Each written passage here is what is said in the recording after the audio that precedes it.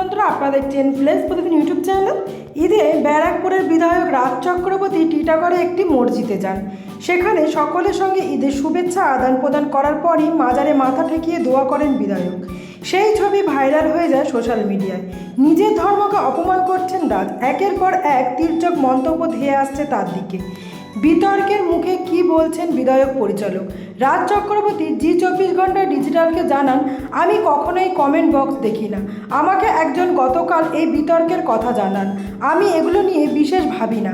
আমি কি করব কি পড়ব তা নিয়ে কাউকে কৈফিয়ত দেব না। ট্রলারদের কথা উত্তর দেওয়ার প্রয়োজন মনে করি না। আমি গুরুদ্বারে গেলে মাথায় রুমাল বাঁধি, মাজারে গেলে টুপি পরি। গণতান্ত্রিক দেশে আমার পূর্ণ অধিকার আছে, আমি আমার যা মনে হবে তাই করব। রাজ আরও বলেন, আগামী দিনেও টুপি পরে মসজিদে যাব। আমার কাছে মনুষ্যত্বটাই ধর্ম। কার কি ধর্ম হবে সেটা তো তার হাতে থাকে না। তাহলে জন্মের আগেই জানিয়ে দেওয়ার চেষ্টা করো, তুমি জন্মের পর এই ধর্ম পাবে। সে রাজি হলে তাকেই জন্মাক। সেটা যতক্ষণ সম্ভব নয় তখন কারোর জ্ঞান শুনবো না। যারা কটু কথা বলেছেন সেটা তাদের রুচিবোধের ব্যাপার। আমি কাউকেই উত্তর দিতে চাই না, কোনো কৈফিয়তই দেব না। এরকম নতুন নতুন ভিডিও আপডেট পেতে আমার চ্যানেলটিকে সাবস্ক্রাইব করুন।